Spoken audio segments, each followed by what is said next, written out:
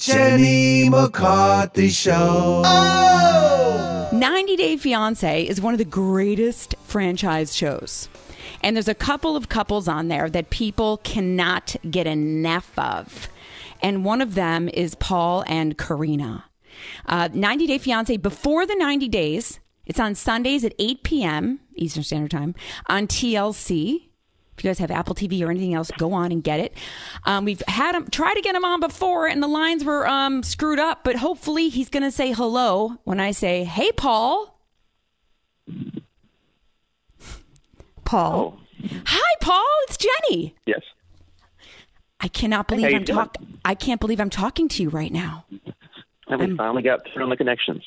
I know. I'm a big fan of the show, and I'm very excited to talk to you right now. So thank you so much for giving me the time. I have to ask, how's Karine doing? Karine's actually doing really well. She's doing quite well right now. And how did you and Karine meet again? It was just some website, dating site? It was actually a dating app. The dating app on my phone, it actually had an automatic translator on it. So it took a little while to fully realize the communication, the translation situation. It really hit us when we met in person for the first time, that the whole language barrier was going to be a serious problem. We originally met on the app. We talked for about a year. Then after a year, we decided to finally meet. And when you saw her for the first time, was it love at first sight? She was far more beautiful than she was in her photos. So it was just the emotions that I felt in my heart is just so indescribable.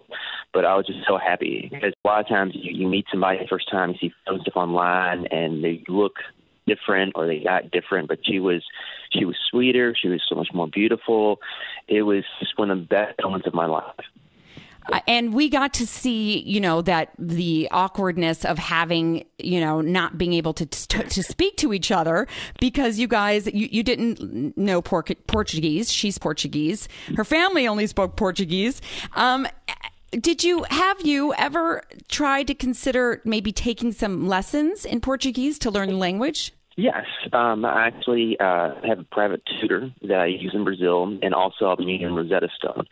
So between the two things, using Rosetta Stone in my free time and private tutor, whenever I get a chance to go over there, and he actually works with me on learning Portuguese, I'm making progress.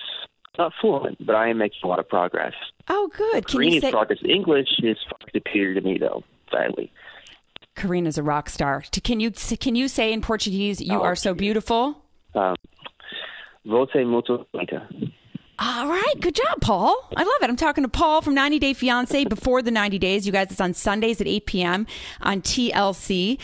This season, we saw you unpacking stuffed animals, which is so sweet that you brought her a unicorn. Did you like what she got you? Yeah, it was very, very sweet. I wish I would have shown a lot more gratitude when I saw the episode. I was like, man, I really wish I'd have been, more grateful for what she did. But her smell is a big thing. So it was really sweet that she bought me something that I can wear and everything. And, that's one thing she definitely wants to make sure that I smell good and that I don't smell bad. I know in the first season, I avoided the shower, especially on the boat, because the boat water actually came directly in from the Amazon, so it was brown. So I did refrain from shower, so I know I had a little bit of the smell, and I felt horrible about that. But she did get me a very, very nice deodorant and a cologne collection. I noticed that. And when I saw that she spent the money on nice cologne, I went, oh my God, that is so nice, because it could probably have fed her whole village, just this cologne. And I noticed that, you said oh no, it brings mosquitoes. And we all were, as the audience member, were like, oh no. But you said they cut out the gratitude part.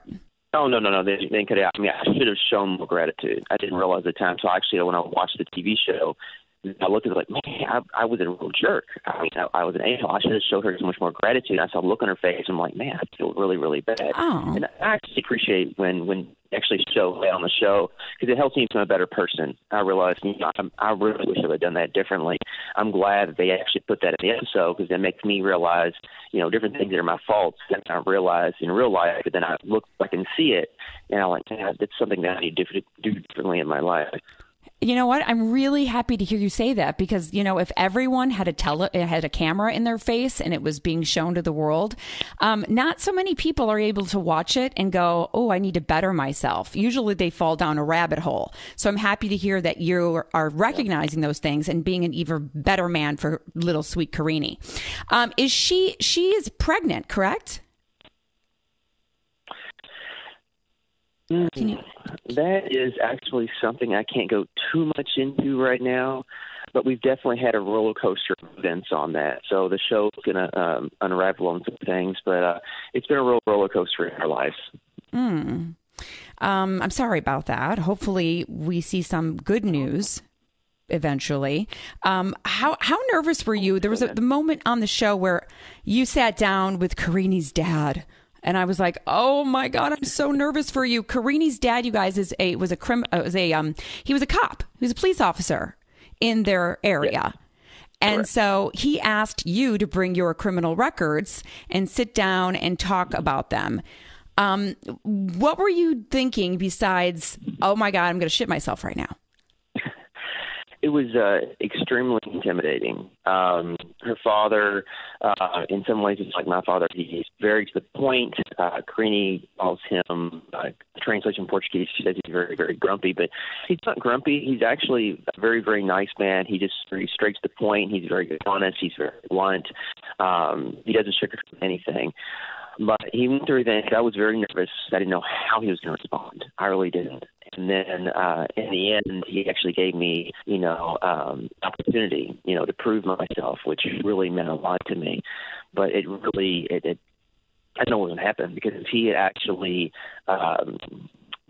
rejected me and had a lot of problems with the whole background, then that would have highly affected our relationship because her family is everything and, in regards to who she's with. So it was very good. I know we've had some ups and downs, but with her father actually giving me, a chance, being a police officer and hearing my criminal record, to allow me to prove myself in our relationship with his daughter really meant the world to me. So he gave you the green light to marry his daughter. Yeah. Correct. Nice. And, there were some rumors on the internet that you guys did a secret wedding. Is that not true? How do I put this? I can't exactly confirm or deny that at this time. I guess I can say that at the best I can do at this moment in time. You know what? I will take so much that. Stuff online. It's hard. I bet it's hard. I know, because I noticed that there were some pictures online and, your show is so popular that people go in and do their own detective work and try to find as much as possible. So I have to do my job and ask because we all wanted to know. When we saw a picture of Karine pregnant, we heard that you were getting married. We all are just so excited about it. So let me bring back to part of the episode where I was like, oh my God, Paul, if I was your sister, I would have hit you on the side of the head. Why did you ask Karine to take the pregnancy test again?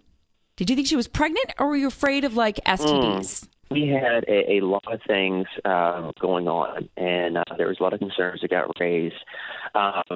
So I do feel, in hindsight, I feel bad about doing that. And she got me back because she really had me believing at one point that she was pregnant. So let me just bring up this question. I know at one point that you had put up a GoFundMe for Karine, and I almost wanted to donate to help get some Christmas stuff. Do you continue to do that, or have you stopped doing the GoFundMe pages? The GoFundMe was just for the whole Christmas situation, and actually was a huge success. She had not had a big Christmas since her grandmother died, so we went down there, did a Christmas tree and decorations and everything. So when we actually went down there, we took Christmas tree to decorations. We took so many foot long and stuff; it was insane. But we had gifts. She got a little one toy and one clothing item for everyone there. And I think actually the children were more appreciative of the clothing items than even the toys. I mean, they're just so appreciative of everything. But it was just such a beautiful moment down with her family. And then we did we were able to get a very nice meal. So we had a big meal with everybody, a huge family celebration. And it was a really, really, really nice Christmas. So it was a one-time thing. But it actually was a huge success. Good. And the Christmas was a beautiful. It shows you that how many fans you guys have and really, really think that Karine is just adorable. So we're seeing you right now on 90 Day Fiancé. You are in Brazil. And are you working? Did you get a job there? Well, the big thing is in Brazil, I can't work officially without a work permit. I have had quite a few job offers in Brazil, but the problem is I can't legally work in Brazil. I can do as much as I can, try to do things in the United States over the internet and on the phone, but I'm very limited. But as soon as I get authorized to say a work permit, then I'd be allowed to, while I'm in Brazil, to work in Brazil. But without that work permit or that work authorization, I wouldn't be allowed to work in Brazil, unfortunately. So you work in the States, and then do you send her money to kind of survive and get by? Yes, of course. Oh. I make sure she has enough money to survive and get by. Rent and everything taken care of, bills taken care of. Currently, Karine is in a physical condition where she can't really work. She can't really leave the house that much. She's getting through. Everything's going to be okay, and everything's going to work out for the best. But she really needs to focus rest. on her health. Does she need bed rest right now? So I'm definitely doing this. Bed rest, right? Yes. Yeah, it's bed rest. I think is the biggest thing with her right now is bed rest and making goes to her appointments and everything. But everything's going to work out for the best. Listen, everything's going very positive. We just got to make sure everything's good. Exactly. And once you have your one day down the road in the future, when you have your healthy baby, I'm offering myself as godmother, and I don't do that to anybody. Let me ask, I want to bring back this topic right now, Paul. I'm talking to Paul from 90 Day Fiancé. The moment there was I call it in my relationship, our ego moments where our ego gets the best of us and fears come in. And you were really worried that Karine was flirting online and you wanted her to take that pregnancy test. So where did you emotionally where were you then and where are you now in terms of trusting her?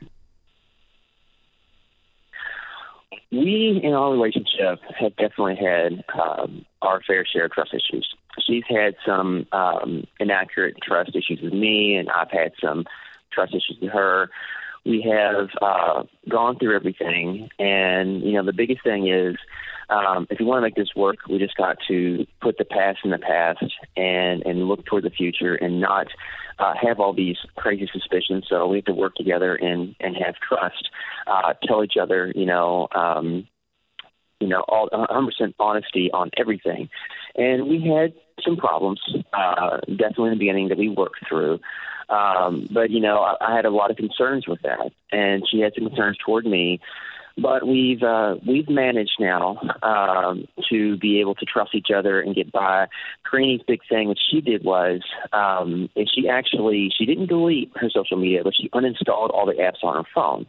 And she did that because she was with all the fans and all the drama and everything going on. She just she needed psychological peace. And at this time in her life, she just wanted to be able to just kind of relax and not have any outside stresses. So she did say that most likely she might reinstall everything, possibly at the end of the season, or maybe a little bit farther down the line.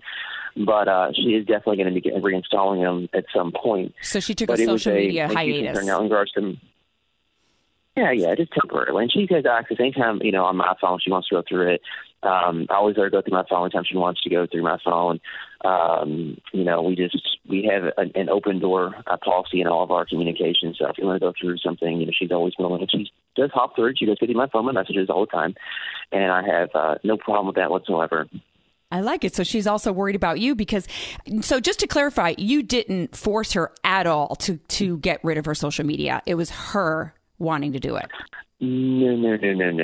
Her phone is her property, and my whole thing is I don't like going through her phone because I don't want to, really find anything that's going to upset me. So I tend to just stay away from it.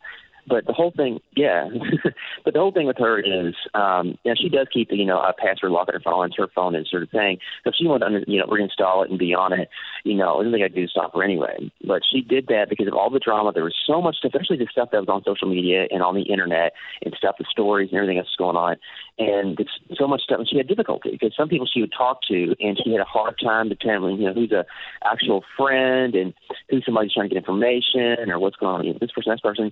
And then when stuff, started to jump on the internet and that was not supposed to show up on the internet, she realized, this is causing problems. So to take herself totally out of the equation, she just uninstalled it because she was going to delete it. I said, no, don't delete your stuff because that way someone else can just act like they're you and they'll just create a fake account and create, their own population. Don't do that. Leave your accounts up. If you really want to uninstall it, uninstall it. If you want to reinstall anytime, go ahead. Good for you. I think her email's still on there, so some people still contact her via her email, but no one is harassing her via her email, which is good. I think in time, I think probably. Do women flirt with you online? I would only imagine that they do. You get some people. Yes, sweetheart. Yes. Ooh, it's Karine. Oh my God. Okay, He's go sitting ahead. next to her. Oh, we do. I get some messages here and there, and some are obviously quite bogus. But different things on there. If I do get something, I need to show Karine. Hey, Karine, so and so sent this to us. Just like the other day, there was a news article that came out, and I didn't know. I wanted to see it, so I messaged the person on there and said, "Hey, may I please see a clear photo of this news article because I hadn't seen it yet?" And she sent me a picture of her lower region. And it's from her hometown. So Karine, this person, I just asked them the photo. They sent me this photo, and in exchange, not what I asked for, but here it is.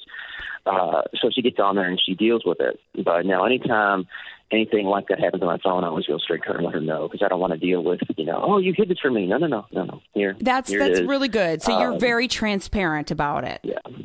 That's good because, I know there's some crazy people out in that world. Yeah. And if you want a good relationship, you have to make sure that you are very transparent. I saw you post a picture with David, who's married to Annie. Are you guys friends with them?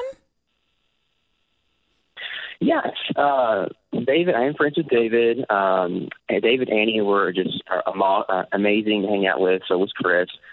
We had a lot of fun. Chris offered me a job, and he offered me some help if I needed, to get a place to stay.